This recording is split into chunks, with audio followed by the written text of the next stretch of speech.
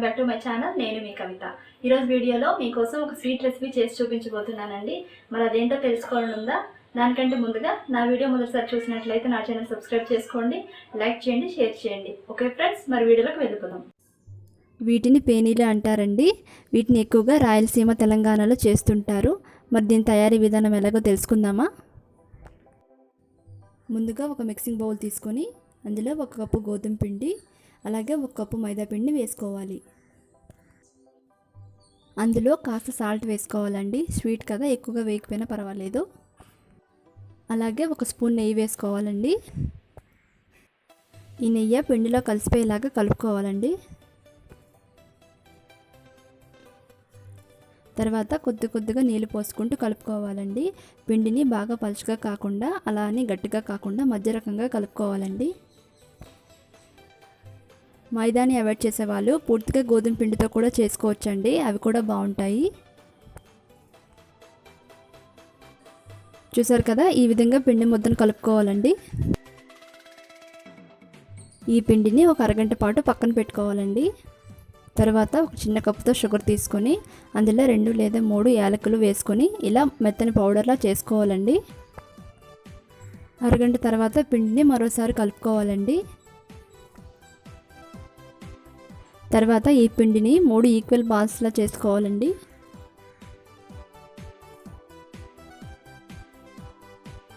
ఈ విధంగా రౌండ్గా చేసేసుకోవాలండి. తర్వాత రోటీ కర్రతో ఈ బాల్స్ని ఒత్తుకోవాలండి. మీకు ఎంత వీలైతే అంత పలుచగా పాముకోవాలి.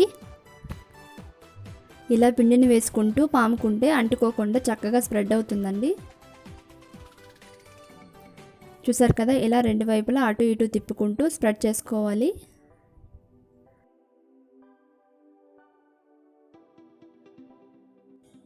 మధ్యలో పలుచగా ఉండి చివరిలో కాస్త మందంగా ఉండిపోతాయండి. అందుకని చివర్లు కూడా కాస్త పాముతూ ఉండాలి.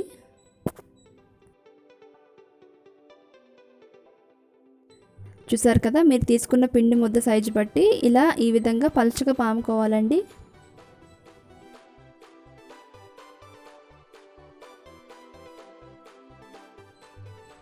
తర్వాత దీన్ని ఒక ప్లేట్లో తీసుకుని పక్కన పెట్టుకోవాలి.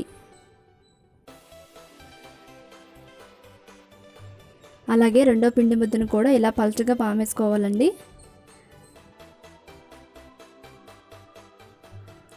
దీన్ని కూడా ప్లేట్లో వేసుకొని పక్కన పెట్టుకోవాలండి.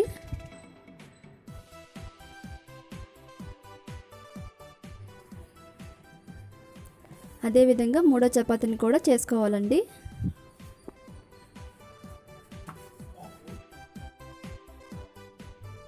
దీన్ని కూడా ప్లేట్లో తీసుకుని పక్కన పెట్టుకోవాలి.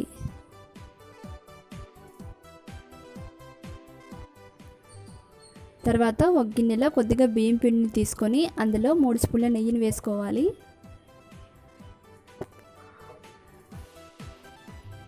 దీన్ని పలుచగా జారే విధంగా కలుపుకోవాలండి. ఈ నెయ్యి ప్లేస్లో మీరు బటర్ కూడా యూజ్ చేసుకోవచ్చు, లేదా మీ ఇంట్లో చేసుకున్న వెన్నని కూడా వేసుకోవచ్చండి.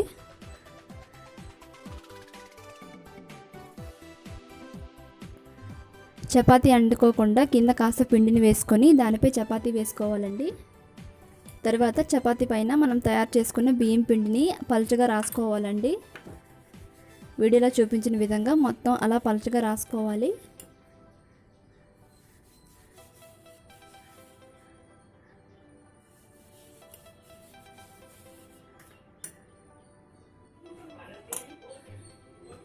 తర్వాత దీనిపైన రెండో చపాతీని వేసుకోవాలండి. దీనిపైన కూడా మనం తయారు చేసుకున్న బియ్యం పిండిని పలుచగా రాసుకోవాలి.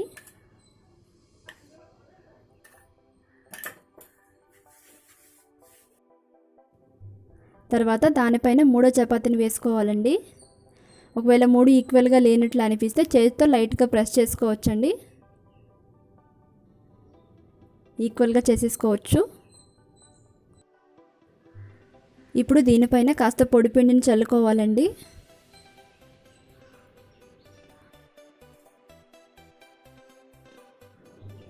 నెక్స్ట్ నెమ్మదిగా రోల్ చేసుకోవాలండి.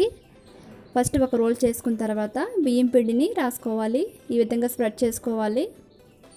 తర్వాత నెక్స్ట్ రోల్ చేసుకోవాలండి. దానిపైన కూడా దీన్ని అప్లై చేసుకోవాలి. ఇలా ప్రతి రోలుకి కూడా అప్లై చేసుకుంటూ ఉండాలండి. ఇలా చేయటం వల్ల చపాతీలు చక్కగా అంటుకొని ఉంటాయండి. ఈ చపాతీలను చుట్టేటప్పుడు కాస్త టైట్గానే చుట్టుకోవాలండి. రోల్ చేసిన ప్రతిసారి టైట్గా ఉండేటట్టు చూసుకోవాలి.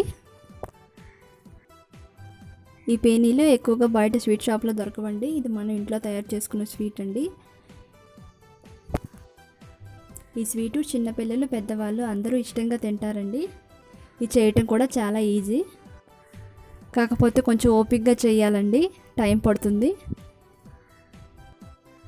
ఇలా చివరికి వచ్చేసరికి అంతా ఈక్వల్గా ఉండేటట్టు చూసుకోవాలండి. మరి టైట్గా ప్రెస్ చేయకూడదు. ప్రెస్ చేసినట్లయితే లోపల చపాతీ అంటేసుకుంటుంది. తర్వాత చాకుతో 1 ఇంచీ సైజులో పీసులన్నీ ఈక్వల్గా కట్ చేసుకోవాలండి. ఈ పేనీలు చక్కగా కరకల్లాడుతూ చాలా టేస్ట్గా ఉంటాయండి. మీకు ఒకవేళ గోధుమ పిండితో ఇష్టం లేకపోతే పూర్తిగా మైదాతో కూడా చేసుకోవచ్చండి.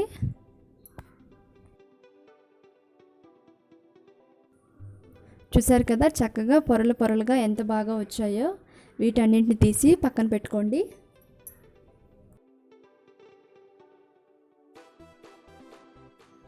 తర్వాత ముద్దను తీసుకొని దానిపైన పిండిని చల్లుతూ చేతి వేలతో నెమ్మదిగా అద్దుకోవాలండి. నెక్స్ట్ చపాతీ కర్రతో పూరీలా ఒత్తుకోవాలండి. మరి పూరి అంత పలుచగా కాకుండా కాస్త మందంగా పాముకోవాలి. ఒకవేళ సైడ్కి పొరలు ఏమైనా వచ్చినట్లు అనిపిస్తే చేతితో నొక్కేసుకోవచ్చండి. వీడియోలో చూపించిన విధంగా ఈ సైజులో ఒత్తుకోవాలండి. ఇదే విధంగా అన్నిటినీ ఒత్తుకోవాలి.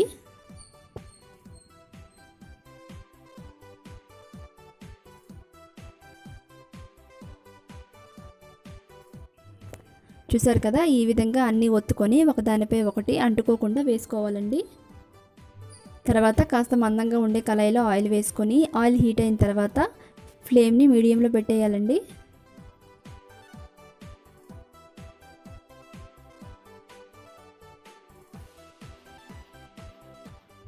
ఇలా పైకి తేలే వరకు చూసి గరిటతో నెమ్మదిగా ఒత్తుకోవాలండి. ఇలా చేయటం వల్ల పొరలు అనేవి చక్కగా విడుతాయండి.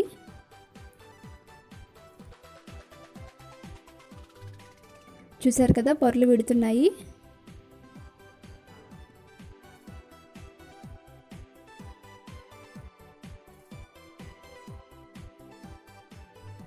ఈ విధంగా కలర్ చేంజ్ అయ్యే వరకు ఫ్రై చేసి తీసేయాలండి. ఈ పొరల్లో ఆయిల్ అనేది ఎక్కువగా ఉండిపోతుంది. కాసేపు అలా పట్టుకొని తీయాలండి.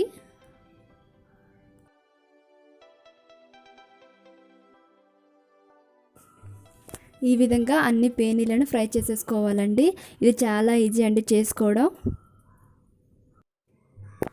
ఎప్పుడు కావాలంటే అప్పుడు స్నాక్స్లా చేసుకోవచ్చండి. చాలా రుచిగా ఉంటాయి. చిన్నపిల్లలు అయితే చాలా ఇష్టంగా తింటారు. ఇలా అన్ని కలర్ చేంజ్ అయ్యే వరకు ఫ్రై చేసుకొని ప్లేట్లోకి తీసేయాలండి.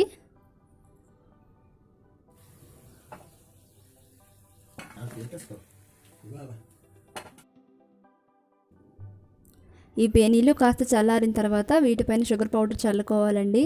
మీరు కావాలంటే డైరెక్ట్గా షుగర్ పౌడర్లో డిప్ చేసుకోవచ్చు. నేనైతే షుగర్ తక్కువ కావాలని నేను పైన చల్లుకుంటున్నాను. మీకు స్వీట్ ఎక్కువ కావాలనిపిస్తే మీరు అలా డైరెక్ట్గా డిప్ చేసుకోవచ్చండి. వీటిని పంచదార పాకంలో కూడా వేసుకోవచ్చండి. జస్ట్ పాకంలో అలా వేసి తీసేయాలండి. ఈ పేనీలు స్వీట్గా కరకరలాడుతూ చాలా బాగుంటాయండి. చూసారు కదా చూడడానికి ఎంత చక్కగా ఉన్నాయో, మరి తినడానికి కూడా అంతే టేస్ట్గా ఉంటాయండి. చూసారు కదండి స్వీట్ ఎలా తయారు చేసుకోవాలో. ఒకసారి మీరు కూడా ట్రై చేయండి. ఎలా వచ్చిందో మీ అభిప్రాయాన్ని నా కమెంట్ ద్వారా తెలియజేయండి. Thank you friends.